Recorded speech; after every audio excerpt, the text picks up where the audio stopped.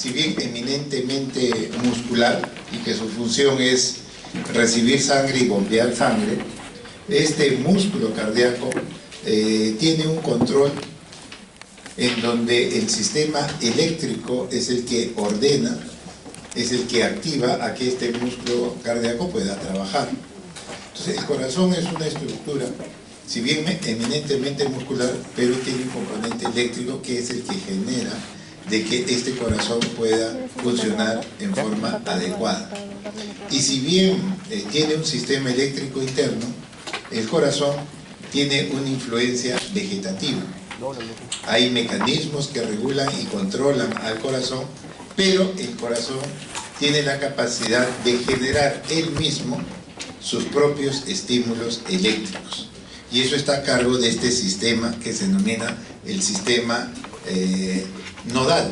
Hay un sistema donde hay un nodo sinusal, hay un nodo auriculoventricular, que son ellos los que se encargan de generar la actividad eléctrica en forma independiente, pero que reciben influencia del sistema vegetativo autonómico, sí, pero ellos mismos, si ustedes aíslan el corazón sin necesidad de tener este control vegetativo, el corazón genera sus propios impulsos y hace de que este corazón pueda funcionar en forma adecuada.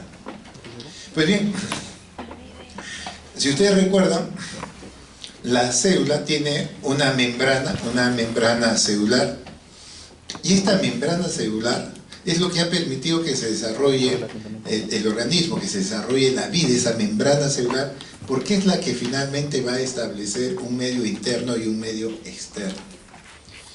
Si uno observa y puede ver cualquier tipo de célula, las células en su interior tienen ciertos iones y en el exterior también tienen iones que se van disponiendo y que todos esperamos que la cantidad de iones entre el intra y el extracelular deberían ser iguales, debería alcanzar un equilibrio.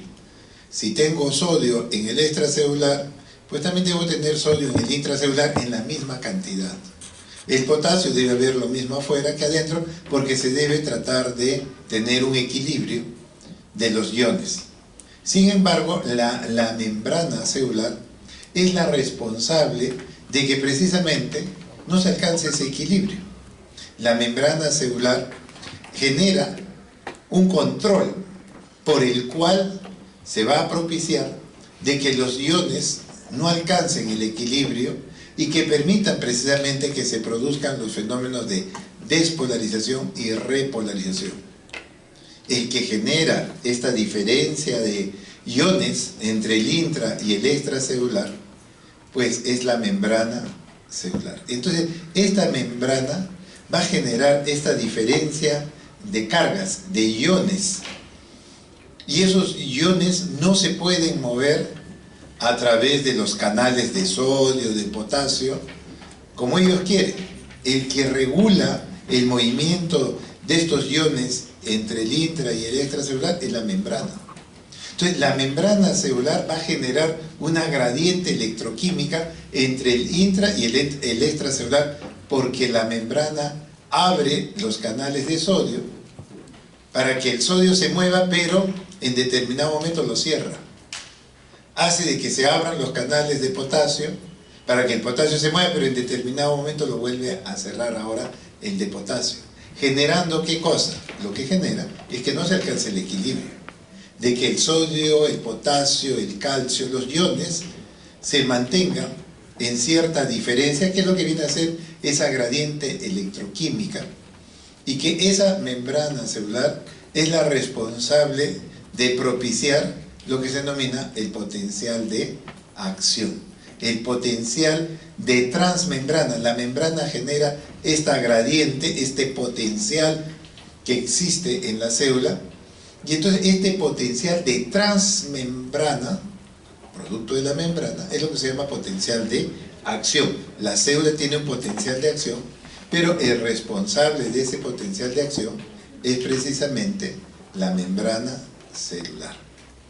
Entonces vean ustedes que cuando uno, por ejemplo, representa una célula, en este caso la célula cardíaca, el cardiomiocito, yo lo represento en reposo, yo voy a poner el signo más afuera y voy a poner el signo menos adentro. ¿Estamos? Entonces, el hecho de yo poner el signo más afuera y el signo menos adentro, eso más o menos, ¿qué estaría representando? ¿Qué trata de representar esa imagen? ¿Dónde está el sodio? ¿Dónde abunda el sodio? ¿Ah? En el extracelular. ¿Y en el intra? El sodio hay en el intracelular y también en el extracelular. El hecho de que ustedes vean el signo más afuera y el signo menos adentro no significa que los iones positivos se van afuera y los iones negativos se van adentro. Porque ustedes vean el sodio, que es pues un ion conocido positivo, pues este está tanto afuera como adentro.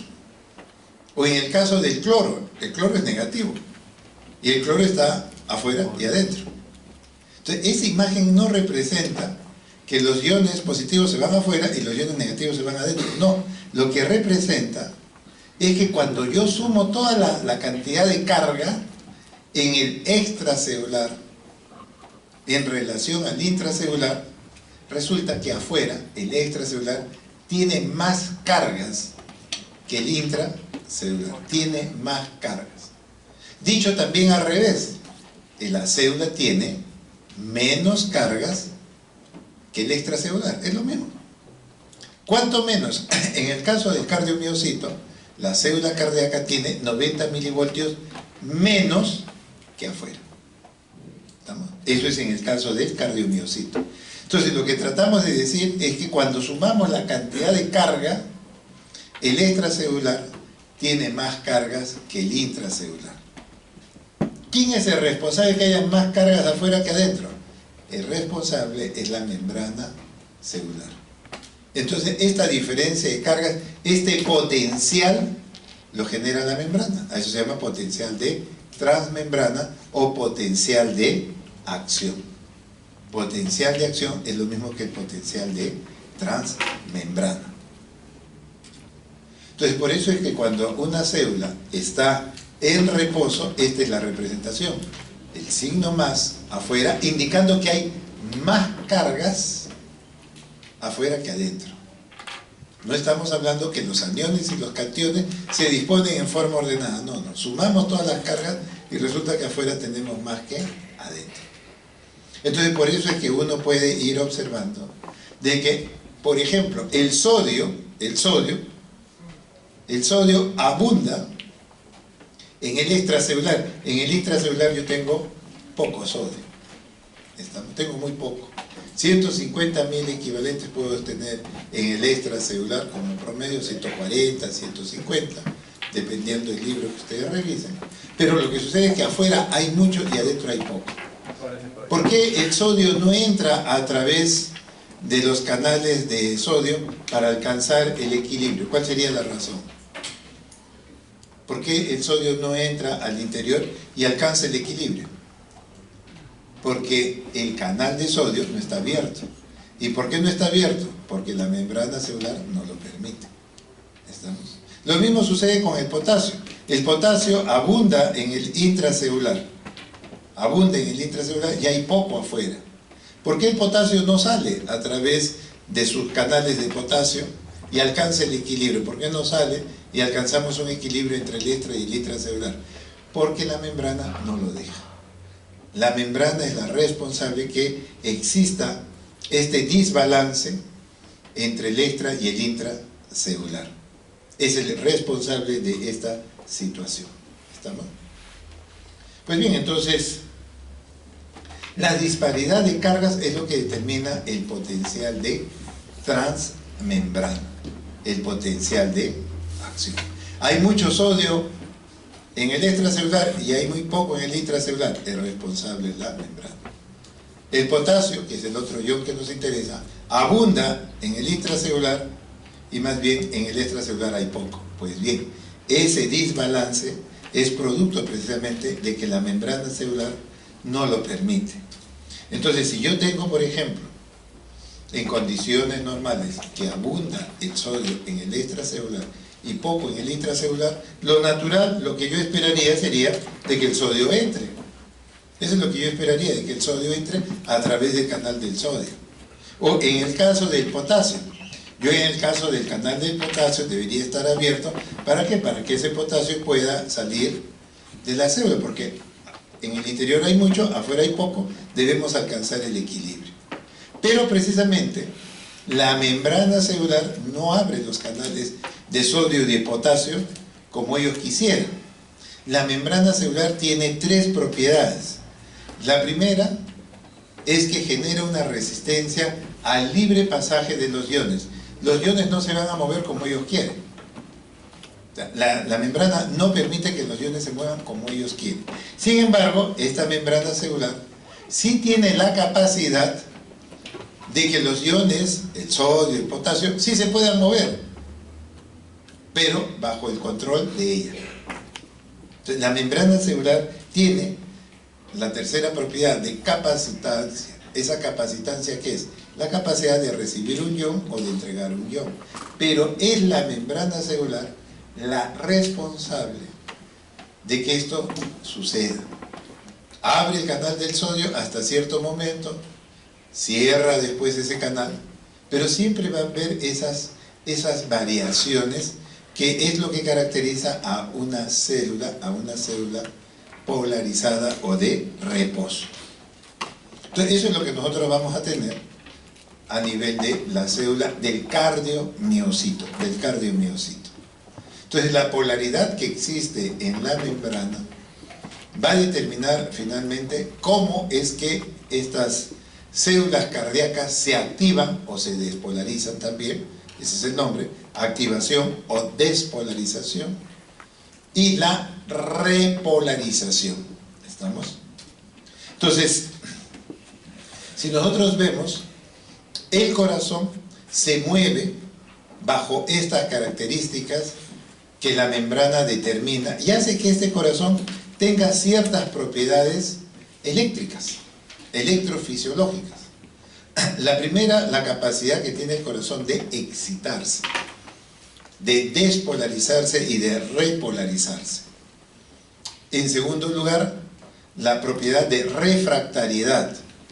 Una vez que el corazón empieza a activarse, no se puede volver a activar inmediatamente otra vez. Tiene que haber un espacio, un tiempo para que el corazón se recupere. Esa es la refractariedad. La tercera propiedad que nosotros tenemos que ver es que recuerden que el corazón tiene su propio sistema eléctrico, tiene su propia pila, tiene su propio marcapaso. Él mismo genera sus propios estímulos. Es cierto que el corazón recibe la influencia del sistema nervioso vegetativo, ya lo mencionamos, pero el corazón solo, él tiene la capacidad de generar sus propios estímulos. Y la otra propiedad que tiene que ver del punto de vista electrofisiológico es que este corazón trabaja o se activa bajo determinada frecuencia, que se denomina el cronotropismo.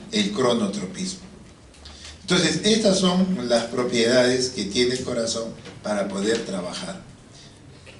Pues bien, este estímulo eléctrico que se inicia a nivel de la aurícula derecha, en la parte superior, a nivel del nodo sinusal, ese estímulo eléctrico tiene que viajar a través del corazón. Esa conducción a través del corazón se denomina el dromotropismo. La conducción eléctrica se denomina el dromotropismo. ¿No? Hay otras propiedades que ya hablamos en la primera clase, el inotropismo y el lusi o lusotropismo, que son ya propiedades desde el punto de vista mecánico. Lo que estamos viendo acá son las propiedades desde el punto de vista electrofisiológico. Pues bien, entonces veamos en primer lugar la propiedad de la excitabilidad. ¿En qué consiste esta capacidad que tiene el corazón de excitarse o de activarse? Como les decía, el responsable precisamente de que exista esta disparidad de cargas es precisamente la membrana celular. Entonces una célula en reposo va a tener una gradiente, va a haber un potencial que está generado por la membrana, que es lo que se denomina el potencial de acción o el potencial de transmembrana. Es lo mismo. Entonces, perdón, la capacidad de excitarse, ¿así?, es lo que se denomina el batmotropismo. El batmotropismo es la capacidad que tienen las células cardíacas, los cardiomiocitos, de responder a los estímulos electroquímicos que se van a generar a este nivel. Y entonces, como consecuencia de que se va a activar el cardiomiocito, se va a activar la fibra cardíaca. Recuerden que el conjunto de fibras cardíacas es el corazón, es el músculo cardíaco. Si yo quiero entender cómo funciona el corazón, pues tengo que entender cómo funciona cada fibra cardíaca o cada cardiomiocito. Y todavía puedo ingresar dentro de cada cardiomiocito y poder ver la sarcómera. ¿Cómo funciona la sarcómera? Eso vimos. Cómo se genera la contracción. Eso mismo pasa en todas las fibras, eso pasa en todo el corazón. Entonces, en este caso, el corazón, que es un sincicio, también es un sincicio desde el punto de vista eléctrico. Entonces, ese corazón se va a activar lo que se denomina la despolarización, en donde lo que va a suceder es que se van a abrir los canales de sodio. Y al abrirse los canales de sodio, resulta que yo tengo mucho sodio afuera, 140.000 equivalentes, y adentro solamente tengo 10. La diferencia entre 140 y 10 hace que rápidamente el sodio entre a la célula. La célula va ganando cargas. Ese es el fenómeno de la despolarización. Y después de eso viene la repolarización, en donde lo que sucede ahora es que se abren los canales de potasio. Y resulta que yo tengo 150 en el interior y solamente tengo 5 afuera de potasio. Rápidamente el potasio va a empezar a salir. La célula empieza a perder cargas. Eso es lo que viene a ser la repolarización del corazón. Pues bien, este fenómeno de despolarización y repolarización se representa bajo esta forma que se denomina el potencial de acción. El potencial de acción que nosotros vamos a tener en este primer nivel, cuando la célula está en reposo. Cuando una célula está en reposo, en el interior de la célula, nosotros vamos a tener, recuerden, 90 milivoltios menos que afuera. En el interior de la célula vamos a tener, y por eso es que se representa, 90 milivoltios menos que afuera. Eso es cuando una célula está en reposo. Entonces, si nosotros tenemos que la célula inicialmente en esta posición, en la posición de reposo, la célula está en menos 90 milivoltios, lo primero que va a suceder cuando la célula pasa de su situación de reposo a despolarizarse, este ascenso es la fase 0 y que representa la despolarización. Entonces, ¿qué va a suceder cuando la célula se despolariza? Se abren los canales de sodio. Y si se abren los canales de sodio, el sodio va a empezar a ingresar. Pero la célula está con una deuda, menos 90 milivoltios. Entonces lo que va a suceder es que el extracelular empieza a enviar al intracelular el sodio. Y el interior de la célula que estaba en menos 90, conforme el sodio va a entrar, ¿qué va a pasar? Pues yo estoy en menos 90 y poco a poco estaré en menos 70, en menos 50, en menos 10. Poco a poco el sodio va ingresando al interior de la célula, llevándole cargas, pero recuerden que el interior tiene un déficit de cargas, 90 menos que afuera. Pero cuando se produce la despolarización, desde menos 90 empieza a recibir sodio, empieza a recibir cargas, y pasará a estar en menos 50, en menos 20, y al final de la despolarización, la célula termina teniendo ahora 25 milivoltios más que afuera. De lo que tenía un déficit, producto del ingreso ahora del sodio, cuando termina la despolarización, la célula pasa de menos 90 y ahora va a tener 25 milivoltios más que el extracelular. Por lo tanto, la célula pasa de un signo menos a un signo más. ¿Cuánto más? 25 más. Eso sucede durante la despolarización o fase 0. La célula de menos 90 milivoltios, producto del ingreso de ese sodio, ahora vuelve a estar, pero con el signo más. ¿Cuánto más tiene? 25 más que el extracelular. ¿Estamos? Muy bien, una vez que la célula se ha despolarizado, ahora resulta que viene la repolarización. Viene la repolarización. ¿Y en qué consiste la repolarización? En que ahora se van a abrir los canales de potasio. Ahora lo que hace la membrana celular es cerró ya los canales de sodio, porque ya terminó la despolarización, y ahora abre los canales de potasio. Y ahora resulta que yo tengo 150 en el interior de potasio y afuera solo 5. ¿Qué va a tener que hacer el potasio? Si se abre el canal de potasio, el potasio empieza a salir. ¿Pero qué le sucede a la célula? La célula tenía 25 milivoltios más. Sí, pero poco a poco se le está yendo el potasio. Entonces, de lo que yo estoy en más 25, empezaré a estar en más 20, estaré en más 15, en más 10. ¿Por qué? Porque el potasio se está saliendo. Estoy perdiendo cargas. Estoy perdiendo cargas. Y voy a llegar al 0. No estoy hablando de este 0, no se confunde. Estoy hablando del voltaje en el interior de la célula. De más 25, pues bajará a más 15, a más 10, a más 5 y llegará al 0. En ese momento en que llega al 0, lo que sucede es que el potasio va a seguir saliendo.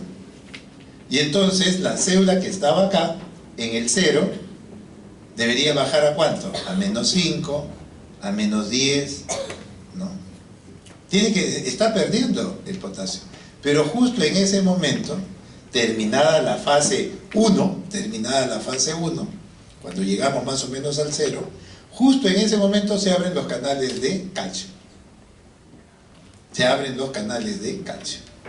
Entonces el potasio está saliendo de la célula. Estoy perdiendo cargas, pero estoy ganando cargas, el calcio.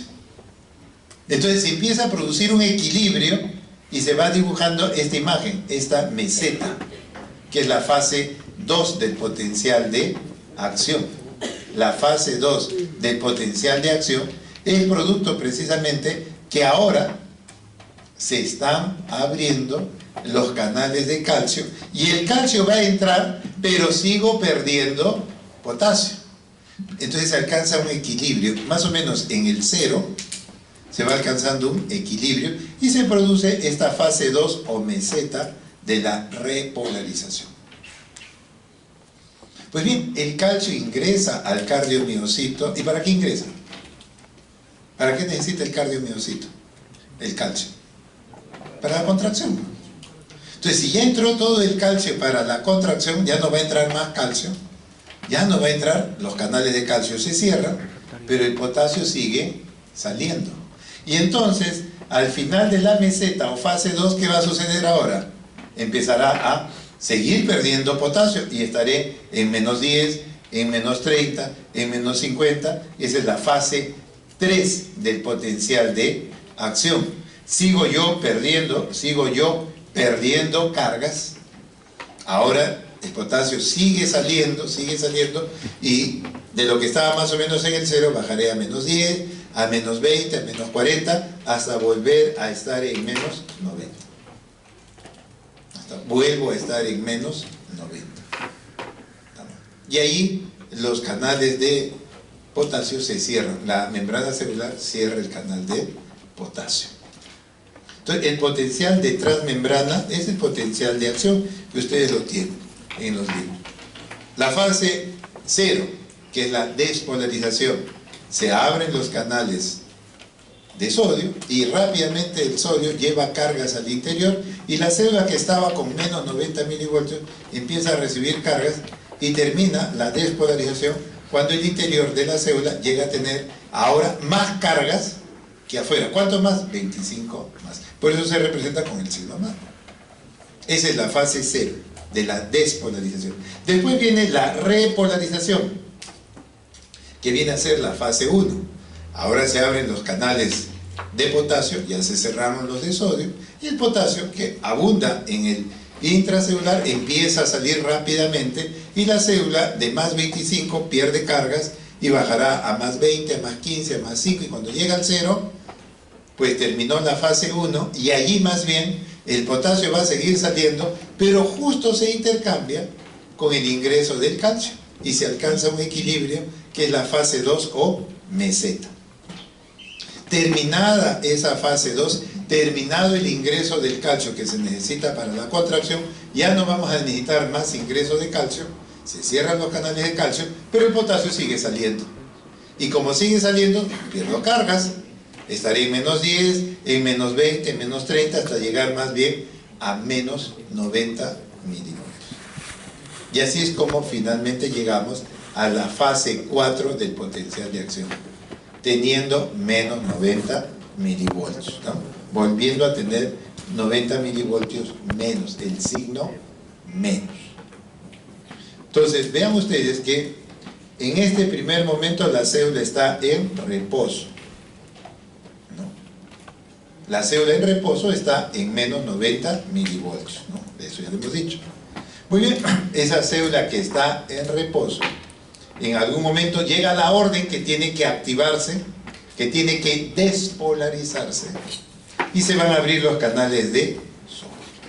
Al abrirse los canales de sodio se produce la fase 0 de la despolarización, se abren los canales de sodio, y la célula que estaba en una deuda de 90 menos, resulta que conforme va entrando estas cargas de sodio, la célula empieza a tener menos 70, menos 50, y finalmente va a llegar hasta más 25. Y así es como la célula se despolariza. Una vez que termina la despolarización, empieza la repolarización. ¿En qué consiste la repolarización? La apertura de los canales de potasio. Y el potasio va a empezar a salir. Pierdo cargas, de lo que yo estaba en más 25, bajaré pues a más 20, a más 15, a más 5, y finalmente llegaré a 0. Cuando llego a ese 0, sigo perdiendo yo potasio, y yo debería estar bajando a menos 10, debería estar haciendo esto, pero justo en ese momento se intercambian con el calcio. El calcio empieza a entrar y yo estoy perdiendo potasio, se alcanza un equilibrio y se dibuja esa meseta. Esa meseta. Terminada el ingreso del calcio, ya no va a entrar más calcio, el potasio sigue saliendo y la célula empieza a bajar a menos 20, a menos 40, a menos 50, hasta volver a llegar a menos 90. Y así llegamos a la fase 4 del potencial de acción. Pues bien, al inicio de esta fase 4, la célula, ¿cuánto tiene de voltaje? Menos 90. ¿No? La célula que está en reposo, que está acá, estaba en menos 90.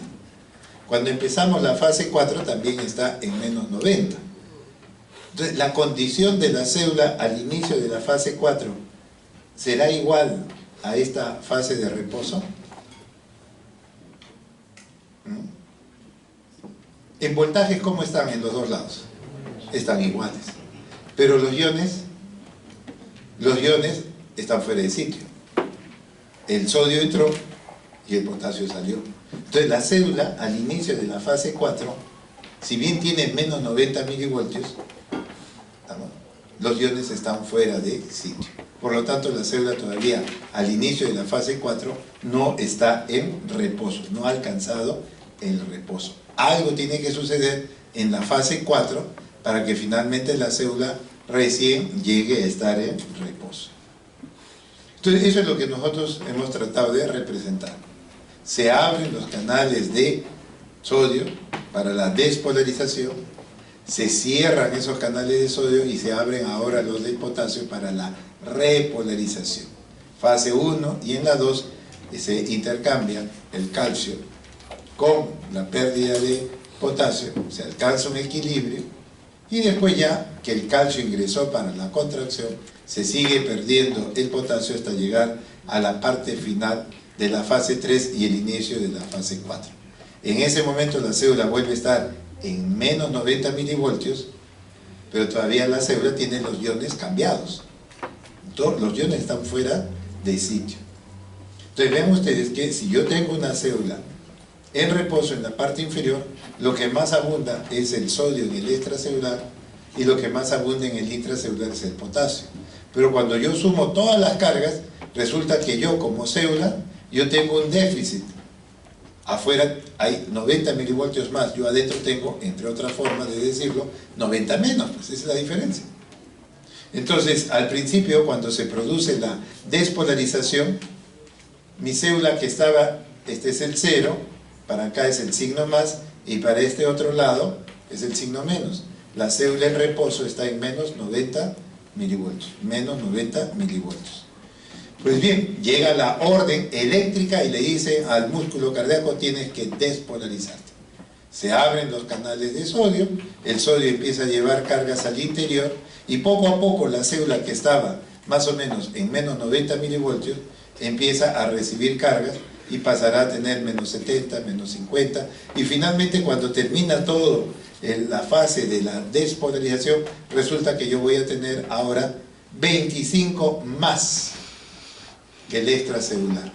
De lo que estaba en menos 90, ahora resulta que estoy más o menos en más 25. El reloj estaba en menos 90, ahora se ha ido hasta más 25, producto de la despolarización.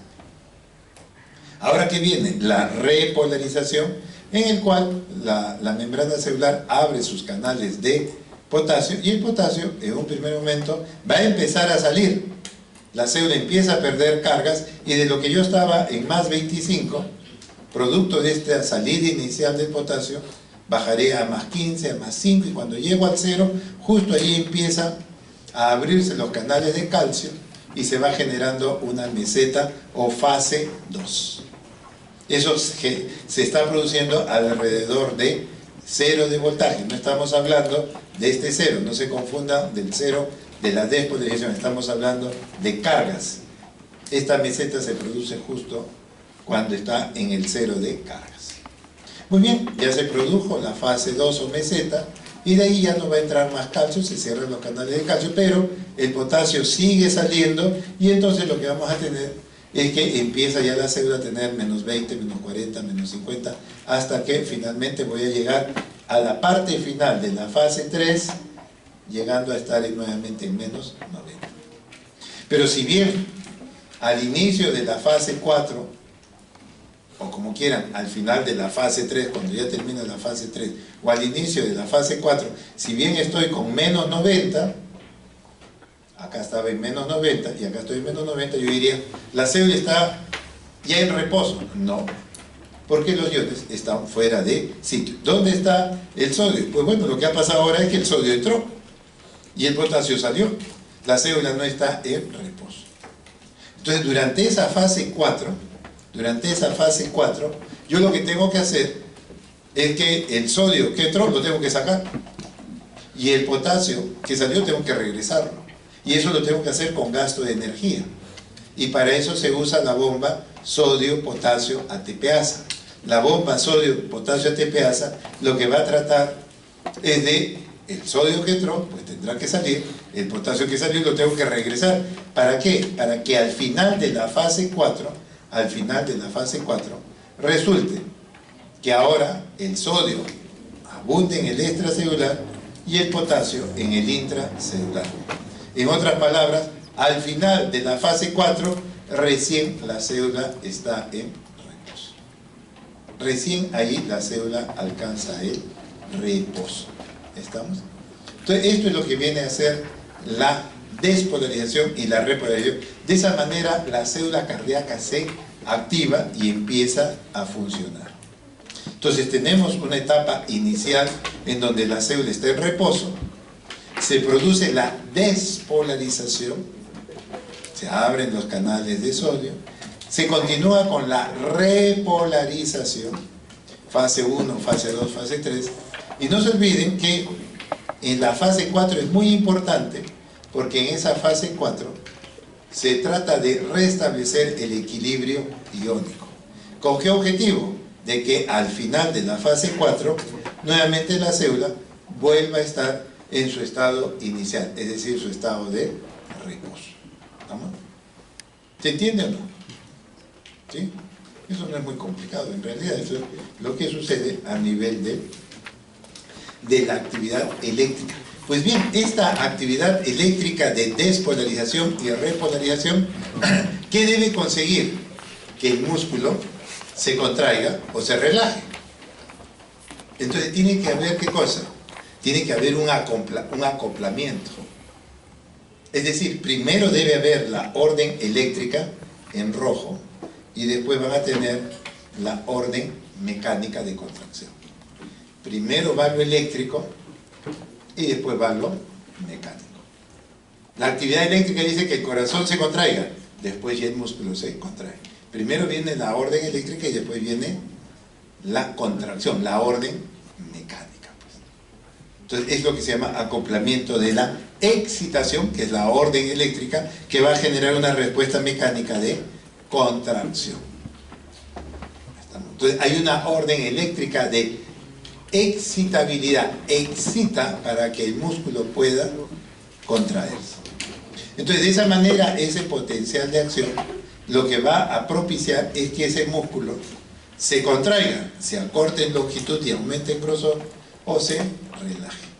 El responsable de esa actividad mecánica es la orden eléctrica. La orden eléctrica que excita al músculo cardíaco para que éste pueda trabajar. Y eso es lo que denomina la excitabilidad. La excitabilidad. Pues bien, ya hemos visto entonces que el músculo tiende a activarse, empieza a excitarse. Ahora veamos la segunda propiedad, la refractariedad. ¿Qué significa la refractariedad? Es el momento en que, por más estímulos que yo trate de que ese músculo genere un nuevo potencial de acción, que genere nuevamente una orden de contracción, el músculo cardíaco no responde. Es refractario a la orden. Le dan la orden y él no va a responder. ¿Por qué? Porque el músculo tiene que tener sus tiempos para activarse y para recuperarse. Entonces vean ustedes, hay lo que se denomina el periodo refractario. Yo no respondo a ninguna orden por más que exista para que yo vuelva a activarme hasta un determinado tiempo. Me tiene que dar un tiempo. Estoy activado, tengo que recuperarme para volverme a activar. Entonces tiene que darse su tiempo. Entonces eso es lo que denomina el periodo refractario, que tiene dos momentos, el periodo refractario absoluto y el periodo refractario relativo. ¿En qué consiste eso? El periodo refractario absoluto significa que por el estímulo más potente que ustedes quieran, que ese músculo, ese cardiomiocito responda generando un nuevo potencial de acción, no lo hace. Eso se llama periodo refractario absoluto, que corresponde a la fase 0, a la fase 1, 2 y buena parte de la 3. Entonces, cualquier estímulo que trata de ordenarle al corazón, al cardiomiocito, que se vuelva a activar durante esta parte del periodo, fase 0, 1, 2 y buena parte de la 3, cualquier estímulo, por más fuerte que sea, el cardiomiocito no responde. Eso se llama periodo refractario absoluto. Sin embargo, en la parte final de la fase 3, en la parte final, un estímulo muy potente puede generar que ese cardiomiocito se active, se despolarice. Y eso se llama periodo refractario relativo. En el periodo refractario relativo, ¿el cardiomiocito puede generar un nuevo potencial de acción? Sí. En el absoluto, nada, no responde, pero en el relativo sí. Pero el potencial de acción que se va a generar, ¿será un potencial normal? En el periodo refractario relativo, ¿podrá ser un potencial de acción igual al anterior? ¿Ah? ¿Qué piensan? La respuesta es no. ¿Por qué? Porque los iones están fuera de sitio. Para que se pueda generar una respuesta igual que la inicial, el sodio tiene que estar en su sitio y el potasio también. Entonces lo que les quiero decir es que en el periodo refractario relativo se puede generar un nuevo estímulo, sí, pero ese nuevo estímulo va a ser anómalo. ¿Por qué? Porque está respondiendo, pero de una forma diferente a las condiciones fisiológicas. ¿Por qué? Porque el sodio y el potasio no están en su sitio. A eso se llama periodo refractario relativo. Entonces tenemos un periodo refractario absoluto y un periodo refractario relativo. ¿Estamos? Y recuerden que en ese periodo refractario relativo, si bien se puede generar un potencial de acción, ese potencial va a ser anómalo y puede ser tan peligroso que genere una muerte súbita. Puede generar una muerte súbita porque genera una arritmia, no es lo normal. Ese es el punto débil del corazón, el periodo refractario relativo. El periodo refractario relativo. ¿Estamos? Pues bien, entonces este periodo refractario relativo siempre tienen que tener en cuenta de que ese periodo refractario relativo es el punto débil del corazón. A mí no me conviene que ese periodo refractario relativo exista. Debe existir porque eso es parte de la fisiología, pero ese es el punto débil y puede entrar una arritmia que lo mate. Pues bien, si yo hago que este corazón vaya más lento, si yo hago que ese corazón vaya bastante lento, ¿qué va a pasar con el potencial de acción? El potencial de acción va a durar más. Va a durar más. No es que estoy haciendo que los latidos vayan lentos. Entonces, ¿qué puede suceder? Cuando el corazón va lento, el potencial de acción dura más. Se prolonga todo más. El tiempo entre este punto y este otro punto se prolonga. Todo el ciclo cardíaco se va, como va más lento, tiene que prolongarse, va a durar más, porque el corazón está yendo lento. ¿Eso qué significa? Que el periodo refractario absoluto va a durar más. Bueno, está bien. Pero también eso significa que el periodo refractario relativo va a durar más. Es decir, su punto débil del corazón ahora dura más y puede entrar cualquier arritmia que lo mate a la persona. Por eso no es bueno que el periodo refractario relativo dure más. A mí me conviene que los corazones vayan algo más rápido. Si el corazón se acelera un poco, el potencial de acción se acorta, el absoluto y el relativo. Me conviene que el relativo se acorte. ¿Por qué les digo eso? Porque basado en esto, si un corazón late 40 latidos por minuto o late 35 latidos por minuto, sus periodos refractarios relativos son muy amplios. Puede entrar una arritmia y lo puede matar a la persona. Ejemplo, los deportistas. Los deportistas hacen muerte súbita y el deportista tiene frecuencias muy lentas. Entonces, por eso, el ser deportista no significa necesariamente ser una persona sana. Tiene sus riesgos. Por eso, no es raro que ustedes vean que un deportista hace muerte súbita. ¿Por qué? La explicación está en que su periodo refractario relativo se ha prolongado tanto producto de, no solamente quizás entrenamiento, del sobreentrenamiento. Deportistas que cuando están despiertos, su corazón está en 38, 35 latidos por minuto y cuando duermen baja a 25. Ellos pueden hacer en cualquier momento muerte súbita, pues, ¿no? Eso es la importancia del periodo refractario relativo. La otra propiedad es que el corazón tiene la capacidad de generar sus propios estímulos. El corazón es una estructura automática, tiene su propio automatismo. Y es que este corazón tiene un sistema eléctrico, el sistema nodal, que es el encargado de generar sus propios estímulos eléctricos. ¿Estamos? Ustedes pueden aislar el corazón y el corazón en un medio salino adecuado puede subsistir horas y horas porque él mismo genera sus propios estímulos. Entonces lo que nosotros vamos a tener es que este sistema eléctrico, este sistema nodal, es lo que vendría a ser como si fuera un marcapaso. Hay los aparatos eléctricos que cuando este sistema eléctrico falla, pues sencillamente lo que hacemos es ponerle un marcapaso al paciente. Se le pone un marcapaso porque su sistema eléctrico, su sistema nodal está enfermo. Su corazón ya no trabaja con una frecuencia adecuada y esta persona puede fallecer.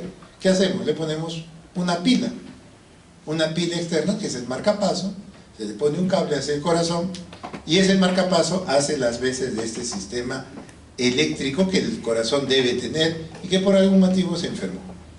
Nosotros tenemos nuestro propio marcapaso interno, sí.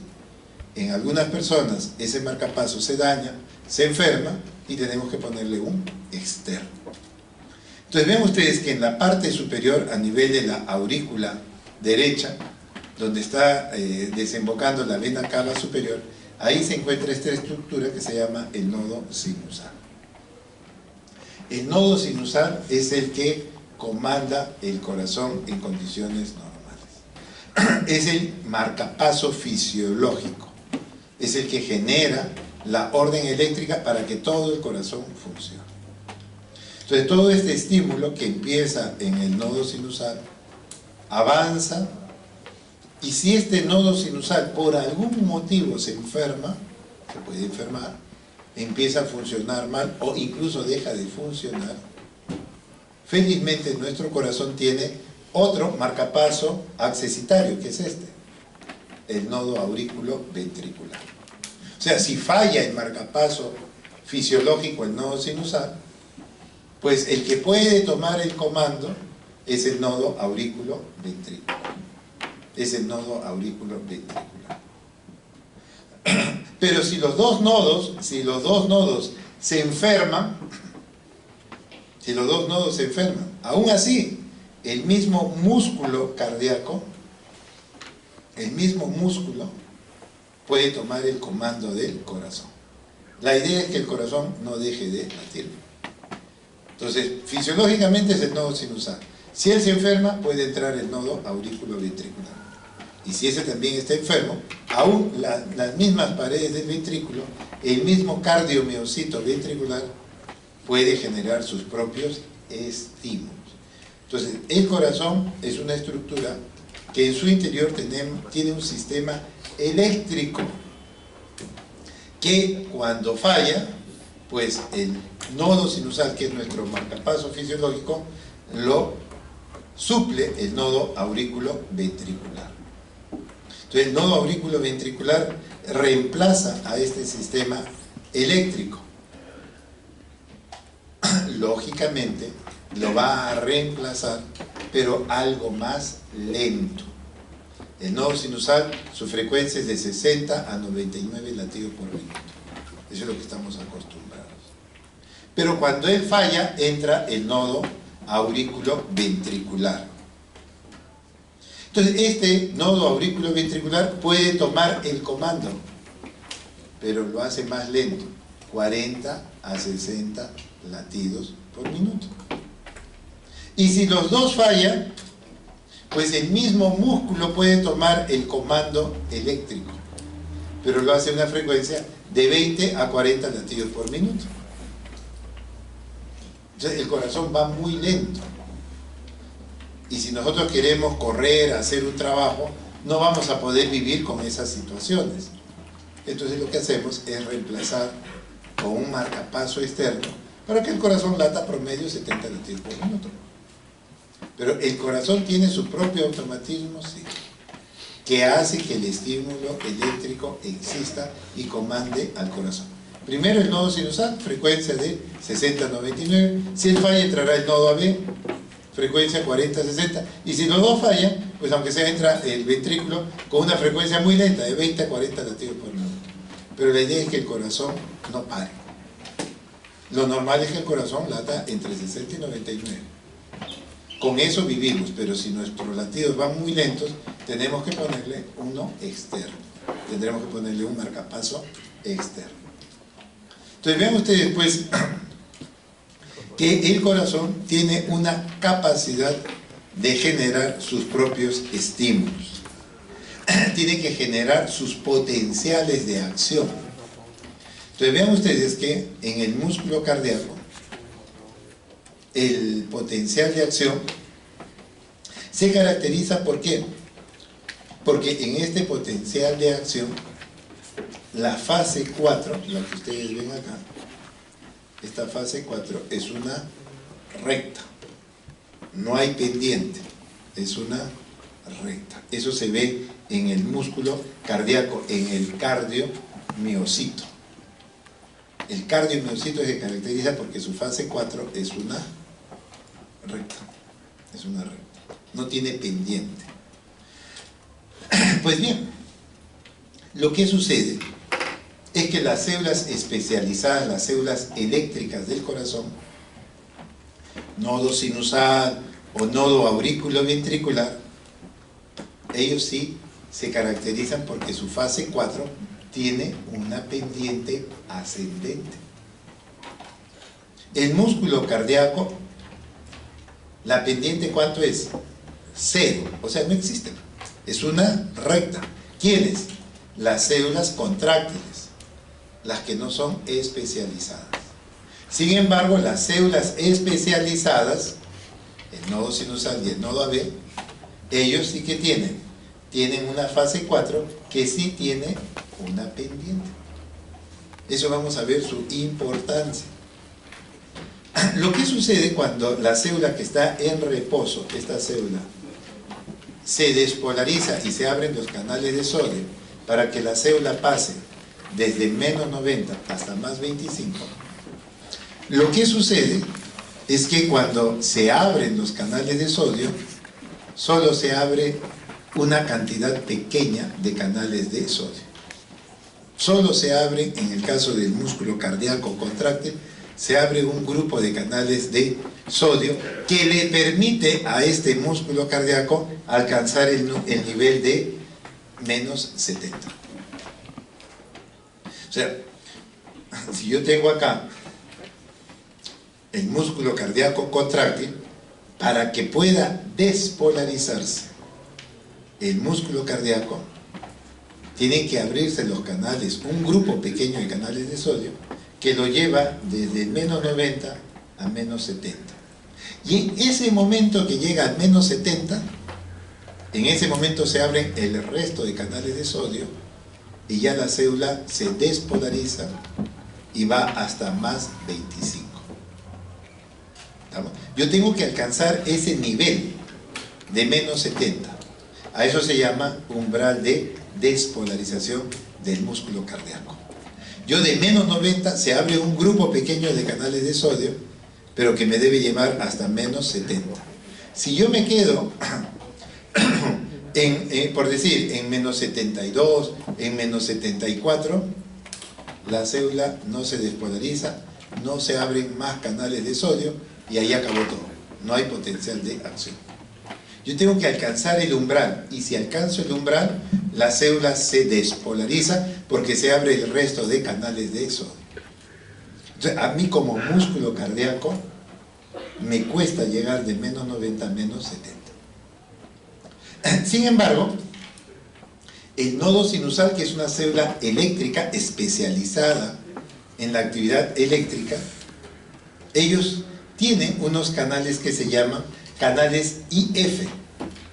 Hay unos canales IF que le permite al nodo sinusal tener esta fase 4 con pendiente.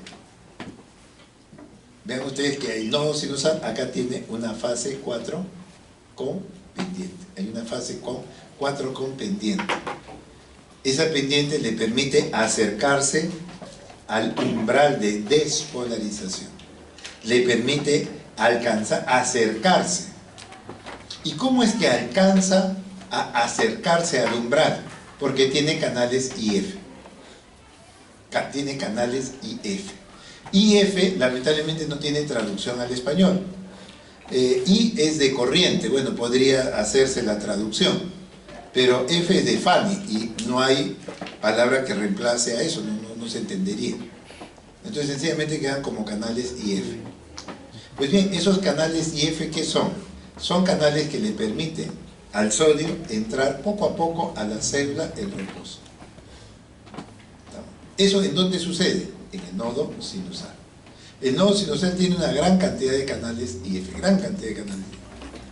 y a través de estos canales, poco a poco, el sodio va entrando. Por eso es que la fase 4, la fase 4 no es una recta, es una pendiente que poco a poco lo va acercando, por decir, hasta llegar a menos 75, ¿no? Más o menos, para poder llegar, vamos a ver acá,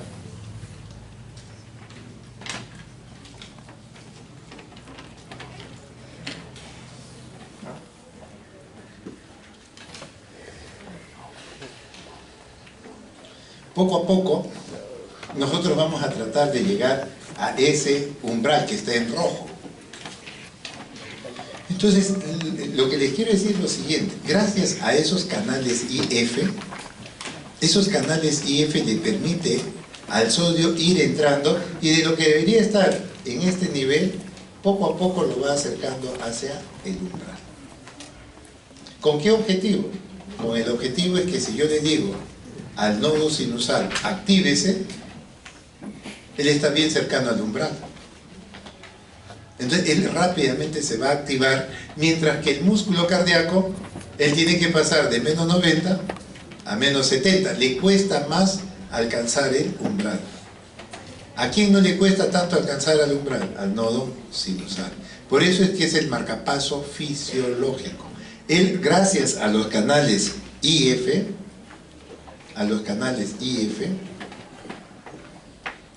gracias a estos canales IF, rápidamente el sodio va entrando y va a generar precisamente una pendiente que prácticamente lo acerca al umbral. Por eso es que hay diferencias entre lo que viene a ser el tipo de fibra. Una cosa, acá yo tengo una fibra muscular cardíaca, la fase 0, la fase 1, la fase 2 o meseta, la fase 3 y la fase 4. Ese es el potencial de acción del músculo cardíaco contráctil. Pero ¿cómo es el nodo sinusal? Acá tenemos la representación, la despolarización y la repolarización. ¿Qué le falta al potencial de acción del nodo sinusal en relación a la del músculo cardíaco? ¿Qué etapa le falta? ¿Ah? La meseta. La meseta o fase 2. Por eso es que esto nada más sube y baja, no hay meseta. En la meseta, ¿quién ingresaba? El calcio. ¿Y para qué ingresa? Para la contracción. ¿El nodo sinusal se contrae? No, porque es eléctrico. El único que tiene que hacer es ¿qué cosa? Se activa y sigue. Se activa. El nodo sinusal o el nodo AB no son músculos. Por eso es que el potencial de acción es diferente. Y ellos se caracterizan, aparte de no tener esa fase 2, se caracterizan porque tienen una pendiente. Esta pendiente es lo que permite que el nodo sinusal rápidamente se active, y si él falla, el nodo AB le sigue. El nodo AB le sigue, ¿por qué? Porque el nodo AB también tiene canales IF, pero tiene menos. Y por eso es que el nodo AB reemplaza al nodo sinusal cuando este ya está enfermo, pero lo reemplaza más lento. Lo reemplaza más lento porque él, si bien tiene canales IF, tiene menos. Más rápido está el nodo sinusal de llegar al umbral que el nodo AB. Y si los dos se enferman, el corazón estará comandado por el músculo cardíaco, pero a él todavía le cuesta llegar mucho más. Irá, por lo tanto, mucho más lento, de 20 a 40 latidos por minuto. Al músculo cardíaco, a las células no automáticas, le cuesta alcanzar el umbral. Y si él tiene que comandar el corazón porque el nodo sinusal y el AB se enfermaron, él va a comandar el corazón, pero le cuesta, se demora en alcanzar el umbral, porque él tiene que ir de menos 90 hasta menos 70 al inicio para abrir todos los canales de sodio. Me demoro, por lo tanto mi frecuencia va a ser más lenta, de 20 a 40 latidos por minuto, comparado con el sistema eléctrico, con el sistema automático, que ellos tienen una fase 4 con pendiente. Esa es la diferencia. La fase 4 con pendiente y sin pendiente. Muy bien, entonces ahí tienen los diferentes tipos de potenciales de acción, en donde en la parte inferior, en rojo, es el músculo cardíaco contráctil que tiene meseta.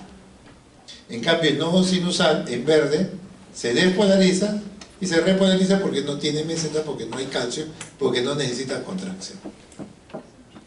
El nodo auriculoventricular también es igual que el nodo sinusal y tiene una fase 4 con pendiente. Lógicamente su pendiente es algo más plana. ¿Por qué? ¿Por qué tendría una pendiente más plana? El nodo sinusal tiene una pendiente que rápido lo llega al umbral.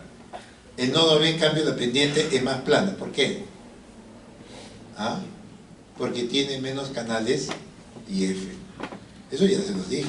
El nodo sinusal tiene muchos canales IF. Lo acercan al umbral. El nodo B no tiene tantos canales, pero se acerca al umbral, pero no tanto. Y el músculo contráctil sí no tiene canales IF y ahí le cuesta todavía mucho más alcanzar el umbral. Esa es la función del automatismo. Pues bien, entonces, producto de esto es que este corazón va a funcionar a una determinada frecuencia, que es el cronotropismo, que en condiciones normales el nodo sinusal lleva una frecuencia de 60 a 99 latidos por minuto, que eso es lo normal, lo fisiológico. Pero si bien el nodo sinusal tiene esta frecuencia de 60 a 99 latidos por minuto, el nodo AB tiene una frecuencia más lenta. Si a él le tocara comandar el corazón, lo va a llevar entre 40 y 60. Y el responsable de tener esa frecuencia más lenta, ¿quién es? ¿Quién es? Es la presencia de canales IF en menor cantidad que en el nodo sinusal. Como los canales IF están en menor cantidad, le cuesta alcanzar el umbral. Y cuando el músculo, cuando la fibra ventricular, porque el nodo sinusal y el AB se enfermaron, él tiene que comandar el corazón, vean ustedes que lo hace todavía más lento. Lo hace todavía más lento. Entonces vean ustedes que el automatismo va a generar estímulos que son rítmicos, periódicos y tienen que ser regulares a una determinada frecuencia. El cronotropismo. Entonces, si bien es cierto que nuestro corazón tiene su propio sistema eléctrico, no se olvide que nosotros recibimos influencia del sistema vegetativo. Cada vez que se libera el sistema simpático, el corazón se acelera. Y cada vez que recibimos la actividad parasimpática, el corazón va más lento. Entonces, si bien nosotros tenemos nuestro corazón que funciona automáticamente, recibe la influencia del sistema vegetativo. Recibe la influencia. Pero si yo quito todo ese sistema vegetativo, el corazón sigue latiendo. Ese es su automatismo. Entonces vean ustedes pues que la actividad adrenérgica a través de la acetilcolina va a conseguir finalmente de que la frecuencia cardíaca se incremente, que la fuerza contráctil o inotropismo se incremente como consecuencia de este estímulo que va a existir del sistema vegetativo sobre el corazón. Entonces, lo que va a determinar esta actividad simpática es que, entre otras cosas, la frecuencia cardíaca se incremente, es decir, el efecto cronotrópico, la frecuencia cardíaca se incrementa. Entonces, eso lo que va a determinar es que el músculo cardíaco con mayor rapidez empiece a funcionar. En cambio, el parasimpático, a través de su mediador, la acetilcolina, va a hacer todo lo opuesto al simpático. Va a hacer que el corazón vaya más lento, que haya bradicardia y disminuye la fuerza contráctil del corazón, porque esa es la actividad parasimpática, es del descanso, mientras que la actividad simpática es la de la actividad de alerta. Y finalmente veamos el dromotropismo. El dromotropismo es que la actividad eléctrica que se inicia en el nodo sinusal se tiene que conducir a través de todo el corazón. Tiene que pasar, recuerden que el corazón, las fibras cardíacas, los cardiomiocitos, unos con otros están conectados a través de los discos intercalares. Y que estos discos intercalares tienen segmentos por donde rápidamente va a avanzar el estímulo eléctrico. ¿Cómo se llamaba eso? Las uniones gap. por ese sitio, que son zonas de baja resistencia, el estímulo eléctrico rápidamente va a avanzar desde el nodo sinusal hasta la punta del corazón. Pero, si bien avanza a través del corazón, la aurícula conduce el estímulo eléctrico hasta una velocidad de 1 metro por segundo. Esa es la máxima velocidad que tiene la aurícula, hasta 1 metro por segundo. Cuando llega al nodo aurículo-ventricular, el nodo aurículo-ventricular conduce el estímulo eléctrico 20 veces menos, más lento, 0.05 metros por segundo, 20 veces más lento. Y cuando el estímulo del nodo aurículo-ventricular pasa al ventrículo, la velocidad puede alcanzar hasta 5 metros por segundo. Muy rápido avanza a nivel del ventrículo el estímulo, hasta 5 metros por segundo. Entonces, vean ustedes que el estímulo eléctrico, cuando avanza a través del corazón, no es parejo. A nivel de aurícula avanza rápido, 1 metro por segundo, pero cuando llega al nodo AB, la velocidad cae 20 veces, y cuando ya pasamos hacia el ventrículo, esta velocidad puede alcanzar hasta los 5 metros por segundo. Ahora vean ustedes, el nodo sinusal está en la parte alta de la aurícula, donde está llegando la cava superior. Pues bien, ese nodo sinusal da la orden para que las aurículas se activen. Y esa orden de las aurículas no pasa directamente a los ventrículos. No puede pasar, ¿por qué? Porque acá tenemos un anillo que los separa. Las aurículas y los ventrículos eléctricamente están separados, eléctricamente, por la válvula mitral, tricúspide, pulmonar y aorta. Las válvulas forman un anillo que funciona como un aislante, de tal forma que el estímulo que avanza por las aurículas no puede pasar directo al ventrículo, no puede. Los anillos valvulares funcionan como un aislante. Entonces, ¿qué tiene que hacer? El organismo ha tenido que crear una estructura que justo se ubica en medio de estos anillos. Y de ahí viene su nombre, el nodo aurículo-ventricular. ¿Qué significa? Estoy justo entre la aurícula y el ventrículo, estoy en medio de los anillos, estoy en la mitad. Y la única forma para que el estímulo pueda llegar al ventrículo es pasar a través de este nodo. Es la única forma fisiológica que el estímulo que empezó en el nodo sinusal pueda avanzar hacia los ventrículos. La única forma es pasando a través del nodo AB.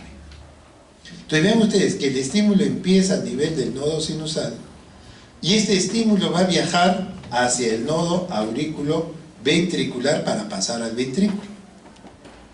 Entonces hay 3 tipos de fibras grandes que conectan este nodo sinusal con el nodo AB y se llaman haces internodales entre los dos nodos. Habrá un haz internodal anterior, habrá un medio y habrá un posterior. A través de estos 3 haces, el estímulo avanza a través de la aurícula derecha, llegando finalmente al nodo AB y poder avanzar al ventrículo. Existe un cuarto haz, este es el haz de Bachmann, que va hacia la aurícula izquierda para que ésta se active. Y de esa manera, el nodo sinusal ordena que las aurículas se despolaricen, y para que esta información llegue al ventrículo y los ventrículos también se despolarizan, la única manera fisiológica es pasar a través del nodo AB. Entonces, la conducción eléctrica, el dromotropismo tiene esas características. Y estos cables, estos haces, tienen velocidades diferentes. A nivel del nodo sinusal, se produce la orden y avanzará a través de las aurículas hasta 1 metro por segundo, llega al nodo AB, la velocidad cae 20 veces, y cuando pasa al ventrículo puede alcanzar hasta los 5 metros por segundo. Eso es lo que sucede en el corazón. Entonces vean ustedes, el sistema eléctrico que empieza a nivel del nodo sinusal avanzará a través de las aurículas, pero no puede pasar directamente a los ventrículos porque estos aparatos valvulares, mitral, tricúspide, aorta y pulmonar, funcionan como un anillo aislante. Eléctricamente la aurícula y el ventrículo están separados por esos 4 anillos valvulares. Pero en medio está el nodo. En medio está este nodo, que es el encargado de captar el estímulo y llevar a los ventrículos. Entonces, esa es la forma como nosotros tenemos para poder conducir el estímulo desde el nodo sinusal hasta la punta del corazón. Muy bien, esto era la clase del día de hoy. El día viernes, por favor, lea algo de electrocardiografía para que puedan entender la clase, porque si no, va a ser una clase más y no la van a poder interpretar y poder leer finalmente lo que queremos con electrocardiografía. Muy bien, nos vemos.